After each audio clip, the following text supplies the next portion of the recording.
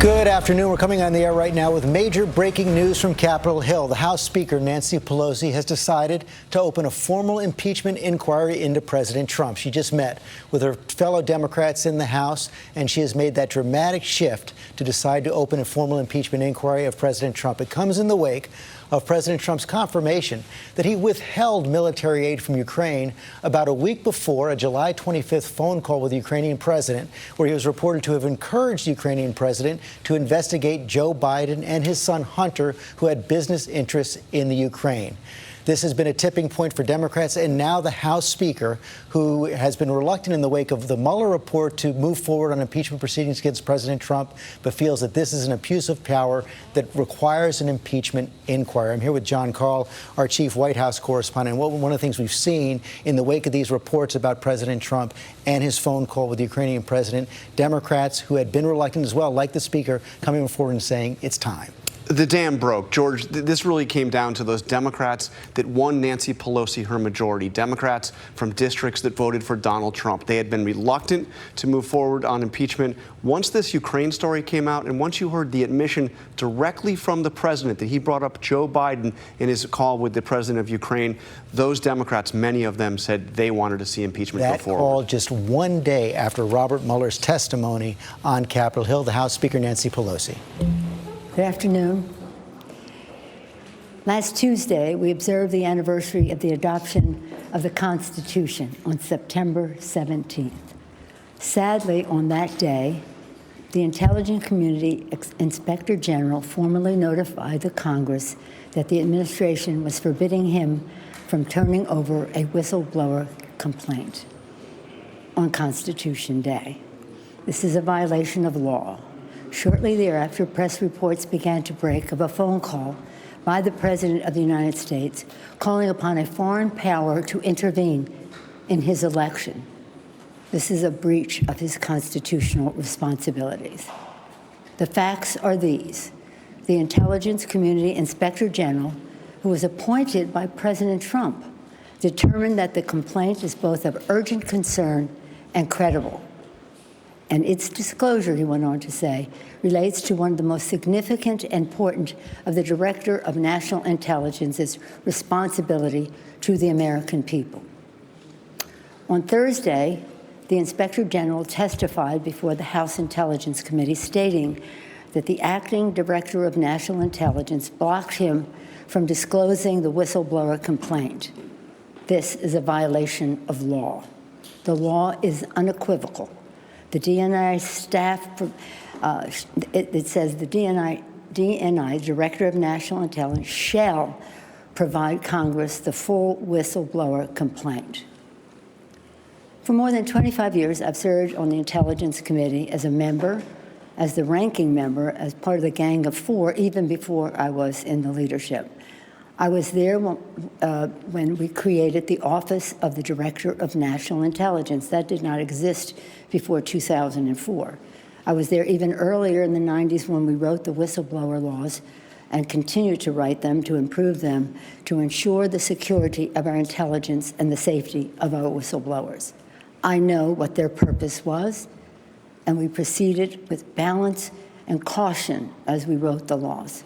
I can say with authority the Trump administration's actions undermine both our national security and our intelligence and our protections of the whistleblowers, more than both. This Thursday, the acting DNI will appear before the House Intelligence Committee. At that time, he must turn over the whistleblower's full complaint to the committee. He will have to choose whether to break the law or honor his responsibility to the Constitution. On the final day of the Constitutional Convention in 1787, when our Constitution was adopted, Americans gathered on the steps of Independence Hall to await the news of the government our founders had crafted. They asked Benjamin Franklin, "What do we have, a republic or a monarchy?"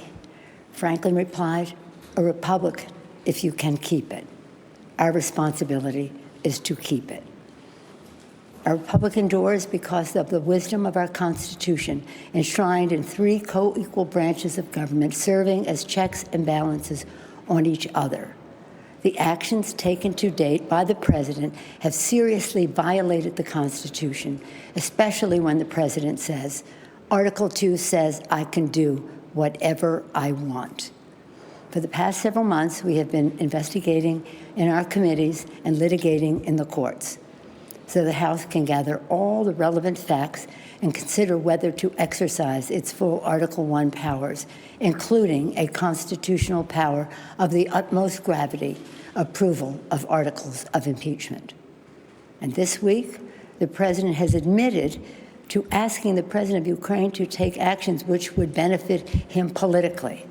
The actions of the Trump presidency revealed the dishonorable fact of the president's betrayal of his oath of office, betrayal of our national security, and betrayal of the integrity of our elections.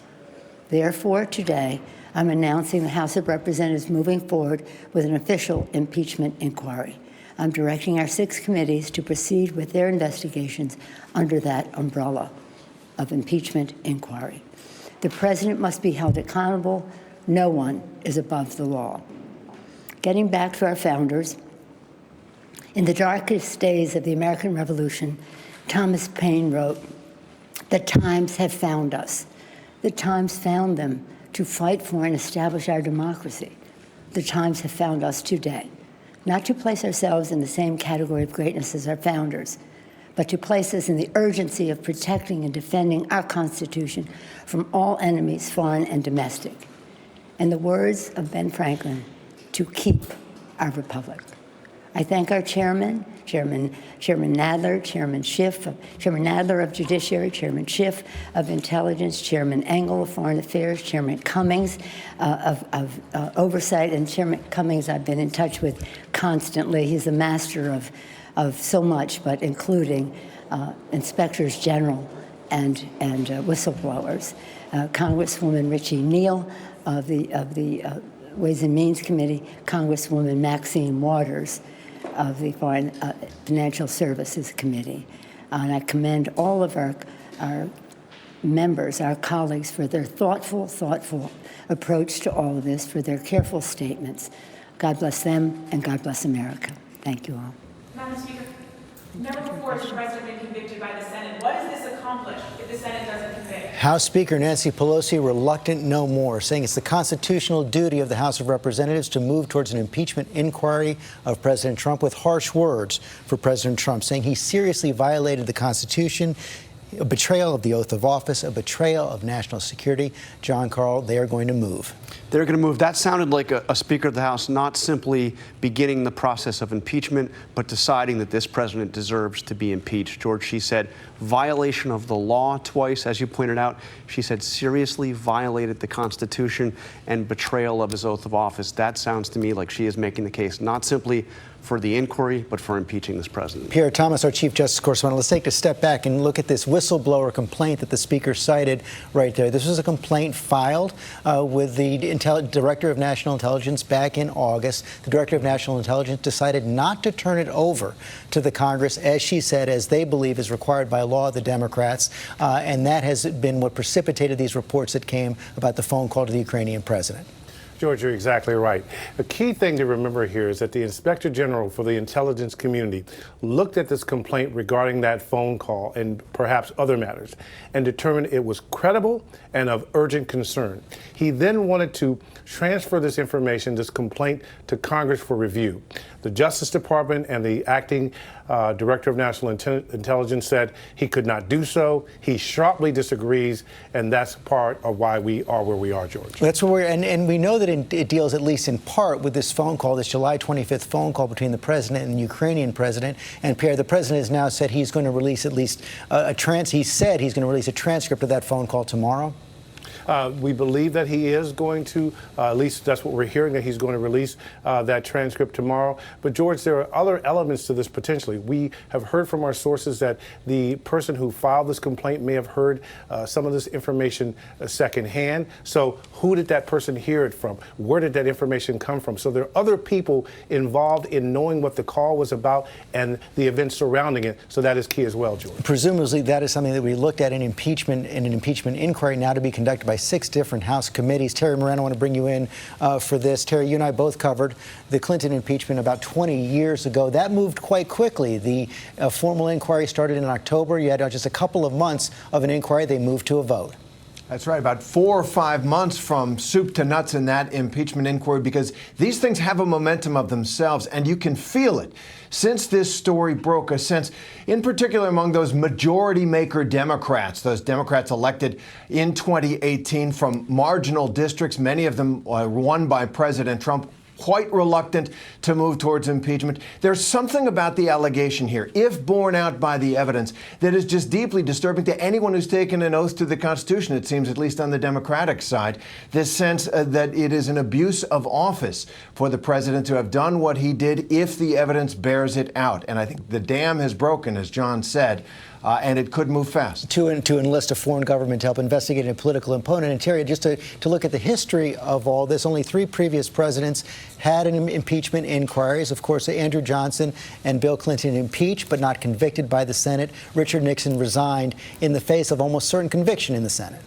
That's right. It is the nuclear weapon in the Constitution. And the American people have always, from the beginning, had an understanding of how profound it is to overturn a presidential election. We have never impeached and removed a president from office. Nixon resigning in the face of smoking gun evidence and his own unwillingness to fight it. But it is really the ultimate sanction in the Constitution, one that the American public must be brought along to agree to. At least that is what the history certainly shows. I want to bring our senior congressional correspondent, Mary Bruce, in on that. And Mary, as you've been reporting, Nancy Pelosi had been reluctant because she didn't believe the public was yet supporting impeachment, didn't believe you would get a conviction in the Senate. But clearly these new revelations have changed her mind. And now she's decided to go about it, not by setting up a special committee, but as she just said, leaving to the 6 committees of jurisdiction in the House.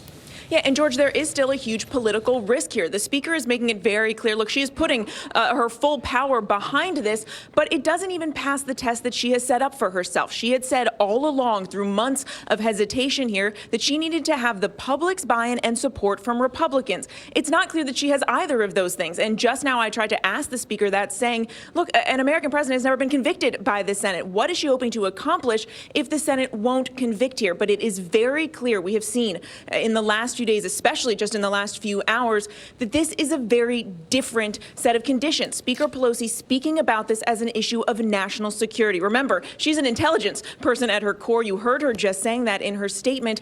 And in speaking with Democrats, they feel that unlike some of the other issues, some of the other allegations against the president, that this incident, that these revelations are ones that Democrats feel they can clearly convey to the public, that they can get them on board with this. This is not without risk, though, for Democrats, but it is clearly a risk that Nancy Pelosi now feels is worth taking. And George. It does appear, we know Nancy Pelosi knows how to count votes. I mean, she never moves without knowing where her caucus is going to be. We've seen more than 150 Democrats on the record supporting an impeachment inquiry. The number likely to climb quickly now. Yeah, George, right now you have more than 2/3 of House Democrats who say they support this move. And I think it is worth pointing out that this didn't happen in a vacuum. Speaker Pelosi has been involved in this breaking of the dam that we have seen over the last several days. She was in consultation with those moderate Democrats, those key freshman Democrats in those swing districts who came out overnight and essentially gave Nancy Pelosi the political cover to go ahead and take these steps. She's been in close contact with the chairman and the chairwomen of the committees leading these investigations. She knew exactly where her members were, and now she is following in what they want to see happen here on the Hill. Mary Bruce, thanks. We've got the first response from the president. Just tweeted out a moment ago saying, such an important day at the United Nations, so much work and so much success. And the Democrats purposely had to ruin and demean it with more breaking news. Witch hunt garbage, so bad for our country. John Carl, we see those words, witch hunt. That's what worked for the president, he believes, politically during the Mueller investigation. The question is, can it work here? He said it over and over again regarding that special counsel investigation. I think this feels different. And I think that, talking to people very close to the president, he said earlier, just before Pelosi came out, that they keep telling me this would be good for me politically if the Democrats impeached him. That is not what the president believes personally. He fears this. he does not want to see He this. still has strong Republican support. There's no question about that. But a surprising vote in the Senate just late this afternoon, 100-0 vote in the Senate asking for that whistleblower complaint. Normally, the president, who had not been wanting to send that over, could count on Republicans to try to block it with him. Mitch McConnell let that vote go. It was simply a sense of the Senate, so it's non-binding but important symbolically. This was all 100 senators saying that the whistleblower complaint that the Department of Justice had blocked, that the White House, working with the Department of Justice, had blocked, that it should be sent over to the intelligence committees. Okay, John Carl, thanks. Momentous day on Capitol Hill. The House Speaker Nancy Pelosi has decided to open a formal impeachment inquiry of President Trump. We just saw President Trump's first response. There will be much more coming up on World News Tonight with David Muir. I'm George Stephanopoulos in New York.